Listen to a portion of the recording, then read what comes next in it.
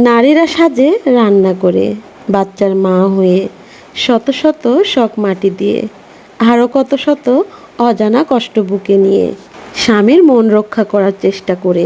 একটা নারী ভাবে সবচেয়ে আপন হলো স্বামী। এটাই তো স্বাভাবিক, তাই না? কিন্তু কি জানেন, এই যুগে সব থেকে স্বার্থপর হচ্ছে নিজের স্বামী। সে তার ইচ্ছা মতো কথা বলে, অবহেলা করে, তার প্রয়োজন হলে অনেক সুন্দর করেও কথা বলে, আর প্রয়োজন শেষ হলে এমন ব্যবহার করে মনে হয় তুমিই তার এই পৃথিবীতে সবচেয়ে বড় শত্রু। এক নারী তো তার একটা কিডনি দান করেছেন তার স্বামীকে, কিন্তু সেই স্বামী পরনারীর প্রতি আসক্ত।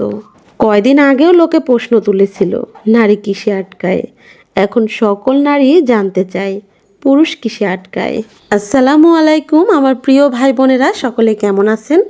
আমি আপনাদের প্রিয় বোন সুমি নাটোর জেলা থেকে আমার আরেকটি রান্নার ভিডিও নিয়ে চলে আসলাম আপনাদের সামনে। আশা করি প্রতিদিনের মতোই আজকের ভিডিওটি আপনাদের কাছেও ভীষণ ভালো লাগবে। তাই ভিডিওটি শুরু করার আগেই বলতেছি, যারা এখনো একটি লাইক দেননি অবশ্যই লাইক দিয়ে আমার পুরো ভিডিওটির সঙ্গে থাকবেন। ভিডিওর শুরুতেই যে দুইটা মোরগ আমার হাতে দেখতে পেলেন, এই দুইটা মোরগই কিন্তু জবাই করা হয়েছে। এগুলো দেশি মোরগ। গতকালকে আমাদের পাশের এক গ্রাম থেকে দেশি 3টা মোরগ কিনে আনা হয়েছে। মোরগ 3টা কালকে আর জবাই করা হয় নাই, যে আজকে হচ্ছে রান্না করব। 3টা মোরগই একবারে জবাই করব, একদম তাজা তাজা মোরগগুলো জবাই করে রান্না করব, সেই জন্য রেখে দিয়েছিলাম টোপার মধ্যে ধরে। আর বিকেলবেলা কালকে হঠাৎ করে 2টা মোরগ বের হয়ে গেছিল। পরে আজকে সকালে দেখি একটা মোরগ টোপার মধ্যে আছে আর 2টা মোরগ নাই। মোরগ 3টা অনেক চালাক, টোপার মধ্যে থেকে বের হয়ে গেছে। একটা মোরগ টোপার তলে দেখে তো অনেকটা চিন্তায় পড়ে গেছি, এখন মোরগগুলাকে কোথায় পাই বা কিভাবে ধরি। পরে অনেক কষ্টের পরে মোরগ 2টা দেখতে পাইছি। পরে একটা অনেকটা কষ্ট করে ধরছি, কিন্তু একটা কোনো মতে আর ধরতে পারি নাই। অবশেষে যেহেতু 2টা মোরগ আছে, এই 2টা মোরগই জবাই করছি। আর এই তো জবাই করে একদম কেটে পরিষ্কার করে নিলাম। এদিকে বৃষ্টির কারণে আমার বাড়িটার অবস্থা অনেকটাই খারাপ হয়ে গেছে। আর সকালে আজকে মোরগের পিছনে দৌড়াতে দৌড়াতে এই তো রান্নাঘরটা পরিষ্কার করাও হয়নি। তাই মোরগ 2টাকে আগে জবাই করে কেটে ঝুড়ে পরিষ্কার করে রেখে তারপরেই তো রান্নাঘর পরিষ্কার করতে আসছি। এদিকে হাসান আর তাসফিয়ার আমি কাণ্ড দেখে তো অবাক। দেখুন ফুল ছিঁড়ে কিভাবে ফুলটা তাসফিয়ার হাতে দিচ্ছে। এখনকার ডিজিটাল বাচ্চাদের এই অবস্থা। এখনকার বাচ্চারা হলো মোবাইল টিভি দেখে অনেক বেশি ট্যালেন্ট। এদিকে আমার শখের বাড়িটাকে পুরোটাই ঝাড়ু দিয়ে পরিষ্কার করে নিচ্ছি। টানা অনেক দিন হচ্ছে বৃষ্টি হচ্ছে, এই রোদ এই বৃষ্টি, এই কারণে আসলে ঘরটা তেমন একটা পরিষ্কার করে রাখতে পারতেছি না। আর এই তো দেখুন আমার চুলার পাটটার কি অবস্থা, চুলাটা ভেঙে গেছে। তবে এমনিতেই ভাঙেনি, কুকুরে ভেঙে ফেলেছে। কুকুরের তো আর কাজ নাই, তাই আমার কাজটা আরো বাড়িয়ে দিতে আমার চুলার সঙ্গে মারামারি করেছে। আর এই চুলাতে আজকে রান্না বান্না করবো, আর এরকম চুলায় রান্না করতে কিন্তু একটুও ভালো লাগবে না। তাই রান্না করার আগে চুলার পাটটা লেপে পুছে একদম পরিষ্কার করে নেব।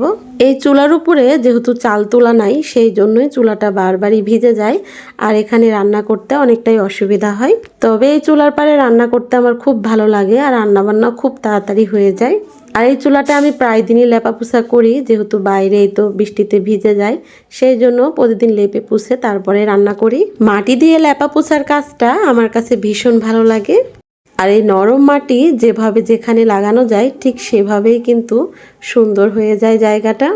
আমার এই ভাঙা চুলাটাকে দেখুন কিভাবে লেপে পুছে সুন্দর করে ফেলি। আর আমরা নারীরা কিন্তু এই কাজগুলোর মধ্যেই নিজের শান্তি খুঁজে পাই। আর নারীরা হলো কাদাযুক্ত মাটির মতো। কাদা মাটি দিয়ে যেমন নানা রকম আসবাবপত্র তৈরি করা যায়, আর ওই কাদা মাটি যেখানে যেভাবে ভালোবেসে লাগানো যায় সেই জায়গাটা যেমন যতটা সুন্দর হয়ে যায়, নারীরা ঠিক এই কাদা মাটির মতো। তাদেরকে ভালোবেসে যেভাবে গড়বে, নারী ঠিক সেভাবেই তৈরি হবে। এক কথায় নারীকে ভালোবাসা দিলে তারা একদম কাদামাটির মতো হয়ে যায়, আর তাদেরকে অবহেলা করলে তারা শক্ত পাথরে পরিণত হয়। নারীকে ভালোবাসা দিলে সে নিজেকে উজাড় করে দেয়। ধনী স্বামীর চেয়ে যত্নশীল স্বামী হাজার গুণে উত্তম। দুনিয়াতে সবচেয়ে সৌভাগ্যবতী নারী সেই, যে একজন যত্নশীল স্বামী পেয়েছে। নারীরা ভাতের অভাবে কখনো সংসার ছাড়ে না। যে স্বামীর কাছ থেকে নিজের যত্ন, ভালোবাসা ও নিজের মূল্যটুকু পায় না, তার কাছ থেকেই নারী দূরে সরে যেতে চায়। এদিকে চুলার পাটটা লেপে পুছে পরিষ্কার করে নিচ্ছি। একটু পরে আবারও বৃষ্টি চলে আসছে।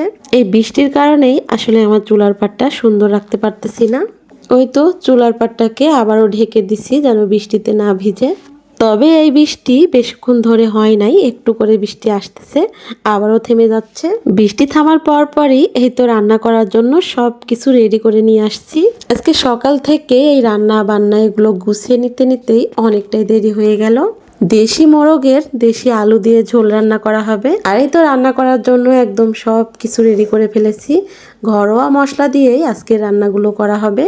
নারী আসলে বেশি কিছু চায় না, ঘরের মানুষটা যেন একটু মনোযোগ দিয়ে কথা শুনে, তার মুখের হাসি ফোটানোর চেষ্টা করে এবং তার সামনে অন্য নারীদের মতন সম্মান দেখানো। কারণ বেশিরভাগই পুরুষকে দেখবেন ঘরের বউয়ের সঙ্গে তেমন ভালো করে কথাটাই বলতে পারে না, আর বাহিরের মানুষের সঙ্গে কথা বলতে গেলে তাদের মুখের হাসি যেন থামে না। তবে সব পুরুষ কিন্তু এক না, আবার সব মেয়েরাও একরকম না। এই তো স্পেশাল মেজবানি মাংসের মশলাটা দিয়েও আজকে আমার দেশি মোরগের ঝোল রান্না করা হবে। আমার প্রিয় ভাই বোনেরা যারা আমার মতো করে স্পেশালভাবে রান্নাবান্না করতে চান, তারা কিন্তু আমার ঘরোয়া মশলাগুলো অর্ডার করে নিতে পারেন।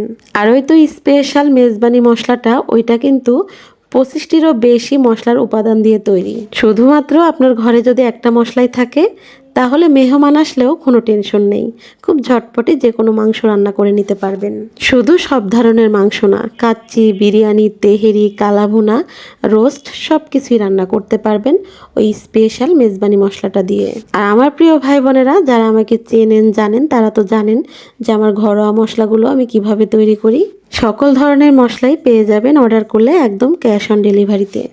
আমার কাছে পাবেন হলুদ গুঁড়ো, জিরা গুঁড়ো, মরিচ গুঁড়ো, ধনিয়া গুঁড়ো, আরেকটি আছে মাছ ও সবজির মশলা, আর ওই তো স্পেশাল মাংসের মশলা। এছাড়াও পাবেন এই তো মোরিঙ্গা পাউডার মানে সজনে পাতার গুঁড়া, টক মিষ্টি তেঁতুলের আচার, টক মিষ্টি আমের আচার, নারকেল নাড়ু, তিলের নাড়ু, জবের ছাতু, মিক্স ছাতু, সরিষার তেল, আর আমার তৈরি আমসত্ত্ব।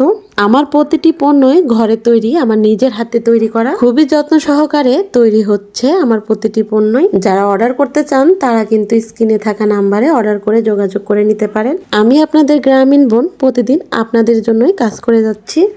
মাটির চুলায় মাটির কড়াইয়ে এই তো রান্না করা হবে। রান্না করার জন্য কিন্তু চুলায় আগুনটাও ধরাই দিচ্ছি। আর চুলার আগুন ধরানোর আগে আমি কড়াইয়ে দিয়ে দিচ্ছি তেল, পেঁয়াজ, মরিচ। কারণ মাটির কড়াইয়ে বা মাটির পাতিলে রান্না করতে গেলে আগে চুলার জালটা ধরানোর আগে পাতিলে কিন্তু তেল মশলা দিয়ে দিতে হয়। কারণ আগুনের উপরে যদি খালি পাতিল বসানো যায় তাহলে সঙ্গে সঙ্গেই ফেটে যাবে। আমার অনেক প্রিয় ভাই বোনেরাই কিন্তু বলে যে আপু মাটির হাঁড়ি পাতিল কিভাবে ব্যবহার করব। তাদের জন্যই আজকে আবারও বলে দিলাম যে নতুন হোক বা হাঁড়ি পাতিল পুরাতন হোক, চুলার উপরে দেওয়ার আগে এই তো চুলার উপরে যে কড়াইয়ে বা পাতিলে যে জিনিসটা রান্না করবেন সেটা উঠিয়ে দিতে হবে আগে, তারপরে চুলার জালটা ধরিয়ে দিতে হবে। তাহলে আর মাটির কড়াই বা বাসনপত্র ফাটবে না বা ভাঙবেও না। আজকে শুধু এই তো মোরগের মাংস রান্না করব আলু দিয়ে, তার সঙ্গে একটু পোলাও রান্না করব বাচ্চাদের জন্য। প্রথমে তেলের মধ্যে পেঁয়াজ মরিচ একটু ভেজে নিছি, তারপরেই তো একে একে সব মশলাগুলো দিয়ে দিচ্ছি। লবণ, হলুদ, মরিচ গুঁড়া, আদা রসুন জিরা বাটা। এবার দিব আমার স্পেশাল মেজবানি মশলাটা। এটা হচ্ছে আধা কেজির কৌটা। যারা আধা কেজি করে অর্ডার করতে চান তারা কিন্তু এরকম একটা কৌটা পেয়ে যাবেন আধা কেজির। শুধুমাত্র 1 চামচ দিয়ে দিলাম এই তো আমার স্পেশাল মেজবানি মশলাটা। এবার মশলাটাকে ভালো করে কষিয়ে নেব। মশলাটা যেহেতু পুড়ে যাচ্ছিল সেই জন্য একটু পানি দিয়ে দিব, আর পানি দিয়ে আর একটু ভালো করে মশলাটাকে আবারও কষিয়ে নেব। যারা 250 গ্রাম করে অর্ডার করতে চান তারাও কিন্তু অর্ডার করতে পারবেন। আমার অনেক আপুরাই কিন্তু প্রথম দিকে 250 গ্রাম করে নেন যে দেখার জন্য যে মশলাটা আসলেই কেমন, আর আলহামদুলিল্লাহ তারা কিন্তু পরবর্তীতে আবার অর্ডার করে নিচ্ছেন। রান্না করা কিন্তু আমার গৃহিণী আপুরা সবাই কম বেশি পারেন। তবে অনেকেই আমার আপুরা জিজ্ঞাসা করেন যে আপু আপনার রান্নাগুলো অনেক বেশি মজার হয়। তাদের জন্যই বলতেছি, তারা যদি আমার মতো মজা করে রান্না করতে চান তারা অবশ্যই আমার স্পেশাল মশলাগুলো অর্ডার করে নিতে পারেন।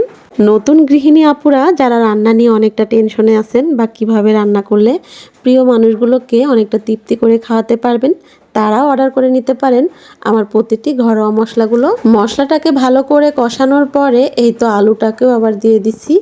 আলুটা দেওয়ার পরে এবারেই তো মাংসগুলোকেও দিয়ে দিলাম। এবার নেড়ে চেড়ে ঢেকে দিয়ে কিছুক্ষণ পর পর নাড়াচাড়া করে এভাবে অনেকটা সময় ধরে কষিয়ে নেব। যে কোনো রান্নার কষানোটা ভালো হলে সেই তরকারিটাও কিন্তু খেতে অনেক বেশি মজার হয়। আর যে কোনো দেশি খাবার রান্না করলে সেটা তো বুঝতেই পারতেছেন কত বেশি মজার লাগে খেতে।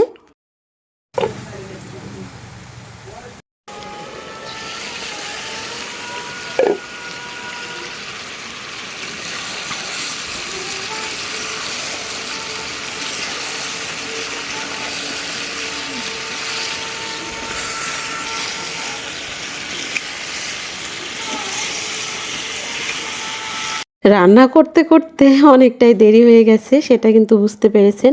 আজান দিচ্ছে আর এই তো আমার মাংসটার বলক উঠে গেছে, তবে রান্না করতে আর বেশি সময় লাগবে না। এদিকে আমার রান্না হচ্ছে, এদিকে টিপ টিপ করে বৃষ্টিও পড়তেছে। তবে এই বৃষ্টির কাছে আমার রান্না থেমে নাই, কারণ চুলার জালটা দেখুন এত জোরে জ্বলতেছে যে তরকারি কিন্তু চুলার উপরে খুব সুন্দরভাবে হচ্ছে। আর দেশি মোরগের রান্নার ঘ্রাণ চারিদিকে ছড়িয়ে পড়েছে। কড়াইটা অনেকটাই ছোট, আর যেহেতু ঝোল দিছি ঢাকনা দিলেই হচ্ছে ঝোলটা উপরে উঠে আসতেছে, সেজন্য ঢাকনা খুলে রেখেছি। মাংস রান্না একদমই শেষ, আর এই তো ঝোল আছে, আর এই ঝোলটাও কিন্তু অনেকটা আলুতে টেনে নিবে, সেই জন্য একটু ঝোলটা বেশি রাখতেছি। আর মাংসটা নামানোর আগে এই তো আবারও 1 চামচ কিন্তু স্পেশাল মেজবানি মশলাটা দিয়ে দিব। আমি কিন্তু আপনাদেরকে সবসময় বলি যে স্পেশাল যে মশলার স্বাদটা যদি ঠিকঠাক মতো পেতে চান, তাহলে তরকারিটা নামানোর আগ দিয়ে এভাবে 1 চামচ গুঁড়া ছিটিয়ে দিবেন, আর দিয়ে নাড়াচাড়া করেই সঙ্গে সঙ্গে নামিয়ে নেবেন।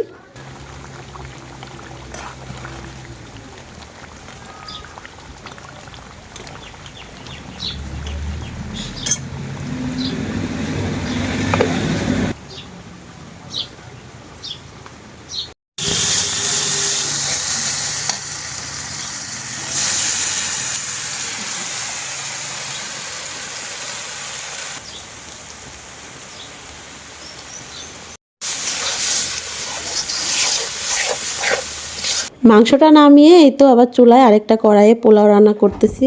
অল্প করেই পোলাও রান্না করতেছি, কারণ আমরা বড়রা পোলাওটা তেমন একটা পছন্দ করি না, শুধু বাচ্চাদের জন্য। ওদিকে রাইস কুকারে ভাত রান্না করা হয়েছে আমাদের বড়দের জন্য।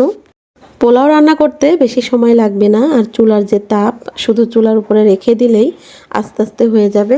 পোলাওর চালটা একটু ভেজে নিলাম, এই তো পানি দিয়ে দিলাম, দিয়ে এখন শুধু ঢেকে দেব। তবে বাচ্চাদের অনেকটাই খিদা লাগছে, আর যেহেতু আজকে ওদের পছন্দ মতো রান্না করা হচ্ছে, সেই জন্যই বারবার বলতেছে যে আম্মু রান্না করা হয়েছে কিনা, আমাদেরকে খেতে দাও। মুরগির মাংস রান্না করলে আসলে ওদেরকে বলা লাগে না খাওয়ার কথা, ওরা এসে আমাকে উল্টা জিজ্ঞাসা করে যে আম্মু কখন রান্না হবে। এদিকে চুলার উপরে পোলাওটা হতে হতে মাংসগুলো আমি বাটিতে বেড়ে নিচ্ছি। আমার তরকারির কালারটা দেখে অবশ্যই বুঝতে পারতেছেন যে আজকে আমার দেশি মোরগের ঝোল কেমন হয়েছে রান্নাটা। আর আমার রান্না বান্না আপনাদের কাছে কেমন লাগে সেটা অবশ্যই কমেন্টের মাধ্যমে জানাবেন। আর ওই তো আমার বড় ছেলে মাদ্রাসা থেকে এসে অপেক্ষা করতেছে খাওয়ার জন্য। যাই হোক, অবশেষে রান্না বান্না শেষ করেছি, এখন এই তো কড়াই থেকে উঠিয়ে দিচ্ছি পোলাওটা। পরে সবাইকে খেতে দিব বা নিজেও খাবো, আগে বাচ্চাদেরকে খেতে দিই। আজকের ভিডিওটি প্রায় শেষের দিকে, কারণ এই তো রান্না বান্না শেষ করে ফেলছি। রান্না বান্না শেষ করলেও অনেক অনেক কাজ আছে, সেগুলো করতে হবে। আর এভাবেই আমাদের মেয়েদের জীবন কাটে, ব্যস্ততার মধ্য দিয়েই। আমার ছেলেরা রানের মাংসটা ভীষণ পছন্দ করে, আর এই তো দেশি আলু তো সেটাও খুব ভালো লাগে খেতে। ওদেরকে খেতে দিয়ে বাকি যে কাজগুলো আছে সেগুলো সেরে নেব। আর এই তো ভিডিওটি এখান থেকে বিদায় নিলাম। সবাই সুস্থ থাকবেন, ভালো থাকবেন, আল্লাহ হাফেজ।